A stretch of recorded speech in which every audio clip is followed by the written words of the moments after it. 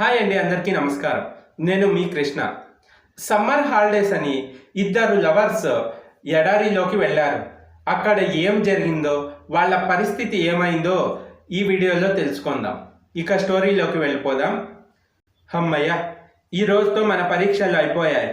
ఎక్కడికైనా టూర్ వెళ్దామా అని అడిగాను. నేను కూడా అదే అడుగుదామనుకున్నాను. ఇంతలో నువ్వే అడిగేశావు అంది శ్రావ్య. అవునా, ఇంతకీ ఎక్కడికి వెళ్దాం అన్నాను. నాకు ఎప్పటి నుండో తారు ఎడారి చూడాలని ఉంది. అక్కడికి వెళ్దామా అంది శ్రావ్య. ఎడారినా? అక్కడేముంటుంది? మనలాంటి ప్రేమికులు వెళ్ళాల్సింది ఏ ఊటీకో కొడైకెనాల్కో కదా అన్నాను. ప్లీజ్ బేబీ, నా కోసం అంటూ చాలా ముద్దుగా అడిగింది శ్రావ్య. అమ్మాయిలు అంత ముద్దుగా అడిగితే ఒప్పుకొని అబ్బాయి ఉంటాడా? అందుకే వెంటనే సరే అన్నాను. తర్వాత ఇద్దరికి విమానం టికెట్లు బుక్ చేశాను. నేను శ్రావ్య బీటెక్ మొదటి సంవత్సరం నుండి ప్రేమించుకుంటున్నాం. ఇద్దరికి క్యాంపస్లోనే ఉద్యోగం వచ్చేసింది. మా విషయం ఇంట్లో కూడా తెలిసిపోయింది. వాళ్ళు కూడా ఒప్పుకున్నారు. ఇంతలో మా పరీక్షలు అయిపోవడంతో ఇలా ఎడారి చూద్దామని బయలుదేరాము. మొదటి రోజు మేము ముందుగా జైసల్మార్ పర్యటించాము. దీనినే గోల్డెన్ సిటీ అంటారని తర్వాత తెలిసింది. అక్కడ ప్రజల వేషధారణ చాలా విచిత్రంగా ఉంది. ఎవరిని చూసినా రంగురంగుల తలపాగా పెట్టుకున్నారు. ఇక యువతలు అయితే రకరకాల ఆభరణాలు వేసుకొని అందంగా అలంకరించుకున్నారు. వాళ్ళు ఉండే ఇల్లులు కూడా మట్టి వర్ణంతో చూడడానికి భలే బాగా అనిపించాయి. ఆ ఊరి పక్కనే తారు ఎడారి ఉంది. జైసల్మార్లోని ఎడారి చూడడానికి ఒంటెల సఫారీ మాట్లాడుకున్నాం. మాతో పాటు మాకు ఎడారి చూపించడానికి ఒక టూరిస్ట్ గైడ్ కూడా వచ్చాడు. రెండో రోజు ఉదయమే మా ప్రయాణం మొదలు పెట్టాం. ఈ ఎడారి ఇండియా పాకిస్తాన్ బార్డర్లో ఉంటుంది. ఇక్కడి నుండి చాలామంది తీవ్రవాదులు అక్రమంగా చొరబడుతూ ఉంటారని మాతో వచ్చిన వ్యక్తి ద్వారా తెలుసుకున్నాం. మెల్లగా సూర్యుడు నిద్రమత్తు వదిలి మేలుకొంటున్నాడు. అప్పటిదాకా చల్లగా ఉన్న వాతావరణం కొద్ది కొద్దిగా వేడిగా మారిపోయింది. ఇద్దరం బ్యాగ్లో తెచ్చుకున్న క్రీమ్లు పూసుకున్నాం. అప్పటిదాకా ఏసీ గదుల్లో గడిపిన మాకు మొదటిసారి ఎడారిలో ఎంత మండుతుందో అర్థమైంది. మాకు కాసేపటికే ఇలా ఉంటే పాపం ఇక్కడే బ్రతికే వాళ్ళ పరిస్థితి ఏంటో అనిపించింది. ఎడారి అంటే కేవలం ఇసుక మాత్రమే అనుకున్న నాకు అక్కడక్కడ చిన్న చిన్న మొక్కలు పొదలు కనిపించడం ఆశ్చర్యం అనిపించింది. కాసేపటికి మా మొబైల్స్లో సిగ్నల్స్ నిలిచిపోయాయి. మొత్తం నిశ్శబ్దంగా ఉంది. ఒక్క గాలి శబ్దం తప్ప ఇంకేమీ వినిపించడం లేదు. ప్రపంచంలోనే మేము మాత్రమే బ్రతికి ఉన్నామేమో అని భయం వేసింది. శ్రావ్య మాత్రం ఈ ఎండలో కూడా మా పర్యటనను ఆస్వాదిస్తుంది. అలా చాలాసేపు వెళ్ళిన తర్వాత ఒక చోట మధ్యాహ్న భోజనం కోసం ఆగాము. మాతో పాటు వచ్చిన మా గైడ్ వెంట తీసుకొచ్చిన కర్రలను పేర్చి మంట పెట్టి రోటి సబ్జా చేశాడు. అప్పటిదాకా ఎండకు తిరిగి అలసిపోవడంతో అది మాకు అమృతంలాగా అనిపించింది. కడుపు నిండా తిన్నాం. మొదటిసారి ఆకలి విలువ ఏంటో తెలిసింది. కాసేపు అక్కడే సేద తీరాము. ఒకసారి ఈ ఇసుకలో నడిస్తే ఎలా ఉంటుందో చూద్దామని వేసుకున్న షూ విప్పి ఒక్క అడుగు పెట్టాను. అంతే, కాళ్లకు బొబ్బులు వచ్చేశాయి. అంత వేడిగా ఉంది. మా గైడ్ వేసిన చిన్న టెంట్లో నేను శ్రావ్య ఇద్దరం ఒక కునుకు వేసేసాం. కాసేపటి తర్వాత మళ్ళీ మా ప్రయాణం మొదలు పెట్టాము.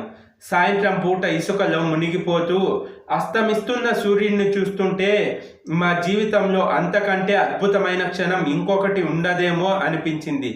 కింద ఇసుక ఉన్న రంగులోకి ఆకాశం కూడా ఎర్రగా మారిపోవడం చూస్తుంటే కన్నార్పడం కూడా మర్చిపోయాము. ఆ అందమైన దృశ్యాన్ని మా వెంట తీసుకువచ్చిన కెమెరాలతో పాటు మా మనసుల్లో కూడా భద్రంగా బంధించాము. రాత్రి ఆ ఎడారిలో వేసిన గుడారంలోనే బస చేశాము. అప్పటిదాకా కాల్చేసే ఎండగా ఉన్న వాతావరణం కాస్త చల్లగా మారిపోయింది.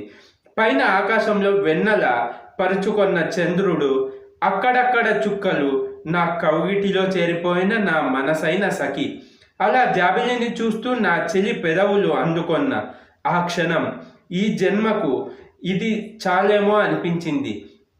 అలా ఎప్పుడు పడుకున్నామో మాకే తెలీదు. తర్వాతి రోజు ఉదయమే లేచి ఇద్దరం తయారయ్యే సమయానికి మాతో వచ్చిన గైడ్ అప్పటికే రెడీ అయ్యి మా కోసం ఎదురు చూస్తున్నాడు. కాసేపటికి మా ప్రయాణం మళ్ళీ మొదలు పెట్టాము. అలా వెళ్తూ కాసేపటికి ఒక చిన్నపాటి ఊరు లాంటి ప్రదేశానికి చేరుకొన్నాము. ఎడారిలో ఊరుని చూసి చాలా ఆశ్చర్యం పోయాము. వాళ్ళు మమ్మల్ని చూడగానే ఆత్మీయంగా పలకరించారు. వాళ్ళ భాష మాకు అర్థం కాకపోయినా మా గైడ్ మాకు అర్థమయ్యేలా అనువదించాడు. వాళ్ళు మా కోసం ప్రత్యేకంగా మాంసం వండారు.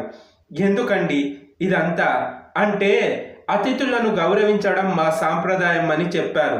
మా పట్టణాల్లో మా పక్కింటి వాళ్లకు ఊరికే ఉప్పు పప్పే పెట్టాం, కానీ వీళ్ళు మా కోసం ఇంత మంచి భోజనం తయారు చేయడం చాలా ఆనందమేసింది.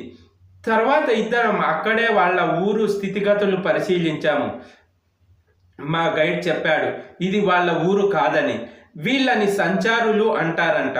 వీళ్ళు ఎక్కడైనా సరే కొన్ని రోజులే ఉంటారంట, మళ్ళీ వేరే చోటకు మారిపోతారు. అలా చూస్తున్న నాకు ప్రతి ఒక్క ఇంటి పైన ఒక చిన్నని వలలాంటి బట్టను కట్టి ఉంచడం కనిపించింది. చాలా వింతగా అనిపించింది. అదే విషయం మా గైడ్ని అడిగితే తను చెప్పిన సమాధానం విని కాసేపు ఆశ్చర్యంతో నోరు వెళ్ళబెట్టాం. ఎందుకంటే ఎడారిలో అప్పుడప్పుడు తేమ గాలులు వెళ్తూ ఉంటాయంట. అవి ఆ వలకి తాకినప్పుడు గాలి మాత్రమే బయటకు వెళ్ళి తేమ మాత్రం అందులో చిక్కుకొని చిన్న నీటి బొట్టులాగా మారుతుందంట. ఆ నీటి బొట్టులను పట్టుకొని ఉపయోగించుకుంటారంట. మా నగరాల్లో నీళ్ళని ఎలా పడితే అలా వృధా చేస్తూ ఉంటాము, కానీ అదే నీటి కోసం వీళ్ళు ఇంత కష్టపడతారా అనిపించింది. మొదటిసారి నీటి విలువ తెలిసింది. ఇంకా వాళ్ళ జీవన శైలి కూడా చాలా వింతగా ఉంది. ఎవరికైనా ఏదైనా జబ్బు చేస్తే అక్కడే వాళ్లకు దొరికే ఆకులు మూలికలతో నయం చేస్తారట. ఇంకా ఏదైనా ముఖ్యమైన సరుకులు కావాలంటే వారానికి ఒకరు పక్కనే ఉన్న నగరానికి వెళ్ళి తీసుకొని వస్తారంట. అందరూ కలిసి జీవిస్తారని, ఒకరికొకరు ఎప్పుడు తోడుగా ఉంటారని ఇలా చాలా తెలుసుకున్నాం. అలా ఆ రాత్రి ఆ చిన్న ఊర్లోనే ఉండిపోయాం. నిజంగా ఈ ఎడారి పర్యటన నాకు చాలా అందమైన జ్ఞాపకాలను, పాఠాలను నేర్పించింది. తర్వాత రోజు తిరిగి ప్రయాణం చేద్దామని అనుకున్నాం. ఎందుకో ఆ రాత్రి నాకు శ్రావ్యకు నిద్ర రాలేదు. ఇద్దరం మళ్ళా బయటకు వెళదామని అనుకున్నాం. అందరూ మంచి నిద్రలో ఉంటే లేపడం ఎందుకులే అని ఇద్దరమే నడుచుకుంటూ బయలుదేరాం. ఇద్దరం ప్రేమలో పడిన క్షణం నుంచి పంచుకున్న జ్ఞాపకాలు, కన్న కలలు, ఇకపై గడపాలనుకుంటున్న జీవితం గురించి ఆలోచిస్తూ మాట్లాడుతూ అలా నడుచుకుంటూ వెళ్ళిపోయాం. అలా ఎంతసేపు నడిచామో మాకే తెలీదు. తర్వాత ఇంకా వెనక్కి వెళ్ళిపోదాం అని బయలుదేరాం. కానీ అప్పటికే మేము వచ్చిన దారి మర్చిపోయాం. ఎలా వెళ్ళాలో అర్థం కాలేదు. అప్పటిదాకా నడిచిన కాలి గుర్తుల ఆధారంగా వెళదామని అనుకుంటే అప్పటికే గాలి వాటిని చెరిపేసింది. అలా రాత్రంతా నడుస్తూనే ఉన్నాం. ఎటు వెళ్తున్నామో కూడా తెలియడం లేదు. మెల్లగా తెల్లారింది. సూర్యుడు వేడెక్కడం మొదలుపెట్టాడు. మా ఇద్దరిలో భయం మొదలైంది. ఎండకు బాగా దాహంగా ఉంది. గొంతు ఎండిపోతుంది. కానీ మా దగ్గర నీళ్లు కూడా లేవు. ఇద్దరికి నీరసంతో కళ్ళు తిరగడం మొదలయ్యాయి. నీడ కోసం ఒక చెట్టు కూడా ఎక్కడా కనిపించలేదు. ఇదంతా నా వల్లే అని చాలా బాధగా ఉంది. రాత్రి అస్సలు బయటకు రాకపోతే బాగుండేది. నా కళ్ళల్లో నీళ్లు తిరుగుతున్నాయి. మా ప్రేమ ఇలా ఎవరికీ తెలియకుండా సమాధి అయిపోతుందని కలలో కూడా అనుకోలేదు. ఇద్దరం ఒకరి కళ్ళల్లోకి ఒకరు చూస్తున్నాం. నాకెందుకో మనం కలిసి బ్రతికే చివరి రోజు ఇదే అనిపిస్తుంది అంది శ్రావ్య. అలా అనకు. నీ ప్రేమ కోసం మళ్ళీ మళ్ళీ పుట్టనా, ఎన్ని జన్మలు ఎత్తినా నువ్వే నా ప్రాణానివి. ఐ లవ్ యూ బుజ్జి అన్నాను. లవ్ యూ టూ బేబీ అంది శ్రావ్య. ఇద్దరం స్పృహ కోల్పోయాం. తర్వాత ఏం జరిగిందో గుర్తులేదు. కళ్ళు తెరిచి చూస్తే ఒక చిన్న గుడారంలో ఉన్నాను. ఎదురుగా ఒక పిల్లాడు ఉన్నాడు. లేవగానే శ్రావ్య ఎక్కడా అని వెతికిన నాకు తను పక్కనే కనిపించింది. తనని గట్టిగా కౌగిలించుకున్నాను. తనకు కూడా మెలకువ వచ్చింది. ఇద్దరం కాసేపు అలాగే ఉండిపోయాం. ప్రాణం పోయింది అనుకున్నాం, కానీ మళ్ళీ ఇలా బ్రతుకుతాం అనుకోలేదు. ఒక రకంగా మాకు పునర్జన్మ ఇది. కాసేపటికి మా దగ్గరకు మా గైడ్ వచ్చాడు. మేము స్పృహ కోల్పోయిన తర్వాత ఆ పిల్లాడే మమ్మల్ని చూసి కాపాడాడంట. మాకు ప్రాణభిక్ష పెట్టిన ఆ పిల్లాడికి ఏమి ఇవ్వాలో అర్థం కాలేదు. నా జేబులో నుండి ఒక్క నోట్ల కట్ట తీసి ఇవ్వబోయాను. అది చూసి పిల్లాడు నవ్వాడు. అలా నవ్వుతూనే మాకు వెనక్కి ఇచ్చేసి తన దారిన తాను వెళ్ళిపోయాడు. అప్పుడు అర్థమైంది, ఈ ప్రపంచంలో డబ్బు కంటే కూడా చాలా విలువైనవి ఉన్నాయని, వాటిని డబ్బుతో అస్సలు కొనలేమని. కొన్నిసార్లు సహాయానికి బదులు డబ్బు ఇవ్వడం కన్నా అవసరమైన వాళ్లకు మనం సహాయం చేయడం ఎంతో మేలు అని నేర్చుకున్నాను. అలా కొన్ని జ్ఞాపకాలు, ఎన్నో విలువైన విషయాలు తెలుసుకొని మా ఎడారి ప్రయాణాన్ని ముగిస్తూ తిరిగి ఇంటికి ప్రయాణమయ్యాము. చూశారు కదండి వీళ్ళ ఎడారి ప్రయాణం. ఈ వీడియో మీకు ఎలా అనిపించిందో కమెంట్ చేసి, ఈ స్టోరీ నచ్చితే లైక్ చేసి మన ఛానల్ను సబ్స్క్రైబ్ చేసుకోండి friends. Thanks for the watching.